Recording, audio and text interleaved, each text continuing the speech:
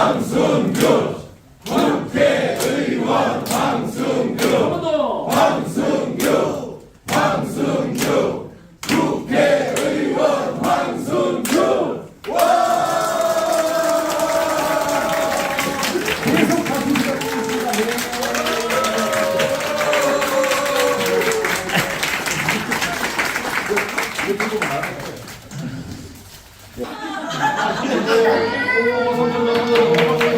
정말 고맙습니다. 아까 앞에 뭐 영상들도 많았지만 저라는 황승규가 이 자리에 있기까지 여러분들이 있으셔가지고 제가 있을 수가 있습니다. 혼자 나가가지고는 이래 뭐라 갑자기 슬퍼지네. 잠시 마음을 추스리고 다시 이야기를 드리도록 하겠습니다. 이제 선거까지 46일 남았습니다. 46일인데 생각해보니까 작년부터 아침마다 거리에 섰던 횟수가 116일째입니다. 365일 중에 120일을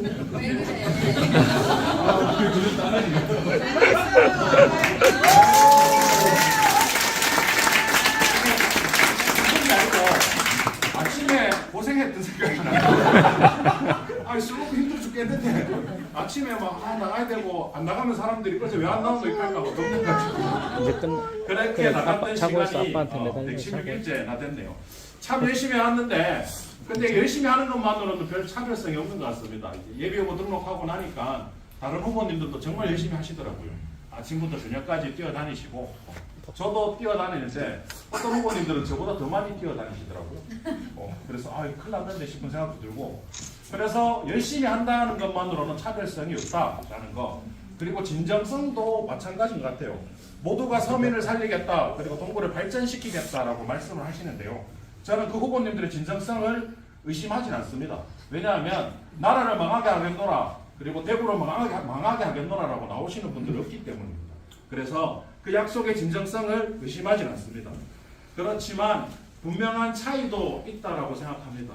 누구를 위해서 누구 편에서 어떻게 할 것이냐는 진정성과 그리고 열심히 하는 것을 넘어가지고 차이가 있을 수밖에 없다라고 생각합니다. 작년 금융복지상담사 자격증 따고 공부를 하면서 상담을 하면서 느끼게 된 게 있어요. 뭐냐면 같은 정보와 사실을 가지고도 전혀 다른 결과를 만들어낸다는 현실이었죠. 오랫동안 갚지 못한 빚을 채권회사에서는 부실채권으로 분류하고 상각이라고 해서 처분을 해버립니다. 100만 원짜리 채권이 0에서 15만 원에 팔립니다. 똑같은 15만 원의 채권을 채권 추심업체에서는 15만 원에 사서 100만 원에 추심을 하고 있고 금융기관이 아닌 신용복지위원회에서는 15만 원까지 깎아줄 테니 이제 좀 갚아보세요라고 하고 있습니다. 누구에게는 시장이 되는 거고 누구에게는 복지, 그나마 다시 일어설 수 있는 복지가 될 수 있는 그런 다른 결과를 만들어내는 거죠. 똑같은 이런 것에는 차이가 있는 것이 다른 것도 또 하나 있습니다. 최근에 전세 사기 이야기 많이 들어보셨을 겁니다. 태양건설 건설업계 업체 하나 무너진다 그러니 유동성 공급을 위해서 85조를 투입하겠다고 하는데 전세 사기 피해자들의 선구제 대책에 2조에서 4조 정도 든다고 합니다. 물론 많은 돈이지만 85조를 그렇게 선뜻 투자했다는 정부가 왜 전세 사기 피해자들에게는 2조에서 4조 정도 되는 돈을 투자하지 않는다라고 이야기를 하고 있겠습니까? 진정성, 열심히 문제가 아니라 누구의 편에서 어떻게 일을 하나의 차이가 있기 때문입니다. 저는 그 상담 과정에서 채권 추심이 두려워서 유서 써놓고 나왔다는 전화를 받은 적이 있습니다. 그래서 경찰에 전화를 해야 되나 어떻게 해야 되나 싶었어요. 저도 이제 상담 초짜라서 잘 못하거든요. 그래서 이거 사채업자한테 전화하고 싸워야 되나 싶었는데 그게 아니고 이제 상황을 들어보니까 이미 자기가 빌린 돈보다 더 갚았어요. 더 갚았는데도 업체에서는 더 내놔라라고 얘기하고 있던 상황이었기 때문에 혹시나 모르니 그 업자에게 연락하셔서 이미 더 냈는데 자꾸 갚으라 하시면 경찰에 신고하겠다라고 이야기를 하라고 했습니다. 그렇게 보내니까 어떤 답장이 돌아왔느냐? 채무 종결입니다. 돈 갚지 마시고 연락하지 마세요로 정리가 됐습니다. 알고 있었으면 당하지 않을 일이죠. 복제 영역이 미리 이렇게 가닿았다면 그 사람이 유서 써놓고 나오는 일이 없었을 거 아닙니까? 그래서 누구의 편에서 어떻게 하느냐가 정말 중요한 이유를 절감하던 시간입니다. 한 푼도 없이 쫓겨나야 했던 세입자들 곁에서 그리고 하루아침에 공장에서 쫓겨나야 했던 노동자들 곁에서 지난 20년 동안 황순규가 걸어왔던 길이 바로 그와 같은 길이었습니다. 분명 세상사는 누구는 손해를 보고 누구는 이익을 볼 수밖에 없는 구조입니다.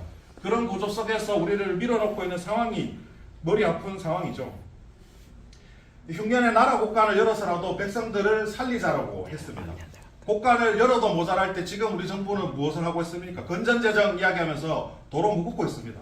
복지에 나가야 될 최소한의 지출마저도 줄여야 될 상황입니다.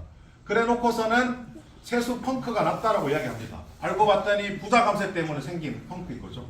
그래 놓고 서민들은 알아서 살라고 한다면 힘든 상황이 만들어지는 것은 너무나 뻔한 거 아니겠습니까?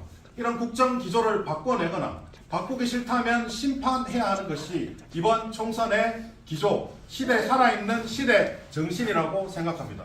그래서 저는 외벽에도 걸어놨지만 검찰 독재 윤석열 정권을 심판해야 된다라고 내걸고 나섰습니다. 그러지 않고서는 한 걸음도 전진할 수 없습니다. 아마 다녀보면 저 같은 진보 정치인에게는 주민들이 그런 말씀 많이 하십니다. 제발 좀 싸워주지 마라. 맞습니다. 안 싸우고 싶어요. 근데 자꾸 뺏들어 가는데 왜 하겠습니까? 안 뺏기려면 싸워야 되는데 안 싸우고 갈 수도 있도록 도와주십시오. 라고 말씀도 드립니다. 그런데 생각을 해봅니다. 국민의힘 일당 계속 밀어줬지 않습니까? 미워도 다시 한번 십수년 동안 대구 시민들이 보내준 사랑에 대해서 국민의힘은 반드시 책임을 져야 되지 않을까 생각을 합니다. 그래서 저는 그렇게 되묻습니다. 국민의힘 도대체 지금까지 뭐 했습니까? 최근 윤석열 대통령이 전국을 돌아다니면서 선심성 공약을 남발하고 있습니다. 부산에는 산업은행 갖다 주겠니, 수도권에는 뭘 해주겠니 하는데 지역의 유수 언론들은 이야기합니다. 우리가 너무 고분고분해서 한 번도 오지 않았다. 열 몇 번 다니는 동안 한 번도 오지 않았고 어떤 약속도 하지 않고 있다라고 볼멘 소리를 하고 있습니다. 그런 윤석열 정부에게 과연 현재 대구의 발전을 기대할 수 있겠습니까? 그리고 그런 정부 앞에 입 바른 소리 한마디도 못 되는 그런 정치인들이 과연 지역의 내일을 이야기할 수 있겠습니까? 절대 불가능한 이야기입니다. 그래서 저는 이번 총선은 선수 교체가 절실하다고 생각합니다. 그 선수 교체 누구로 될지 두고 봐야겠죠. 자, 황순규가 가장 선두에서 뛰겠습니다. 여러분들께서 많이 도와주십시오. 고맙습니다.